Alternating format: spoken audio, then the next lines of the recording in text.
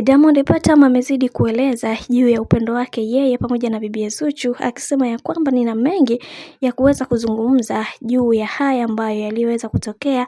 Kiukweli Zuchu ni mwanamke nangai, kwa sababu nimekuwa nikiishi naye kwa muda mrefu, najua ni kitu gani ambacho anapenda na ni kitu gani ambacho hakipendi, ila kwa matukio ambayo nimekuwa nikimpiga, kiukweli hata mimi mwenyewe najisikia vibaya, hivyo nachukua nafasi hii ya kuweza kumuomba msamaha, na pia natamani sana kuweza kuona maisha yetu yakiendelezwa na furaha na amani, kwa sababu kila mtu anatamani sana kuweza kuona amani yetu ikiwa pamoja nasi katika kila hatua ya maisha ambayo tunayopiga, na wengi wao wamekuwa wakilizungumza hili na kututaka tuweze kumaliza tofauti zetu. Hivyo mimi na bibi Zuchu tumeshamaliza na kila kitu kimekwenda kuwa sawa, na nitamfanyia mambo makubwa zaidi katika maisha yake, kwa sababu najua kuna namna moja ama nyingine nimemuumiza, ila ninaamini kwa hiki ambacho kilichoweza kutokea, Mungu atasimama naye na atamfanya awe wa thamani zaidi katika maisha yangu yote. Hivyo napenda kuchukua nafasi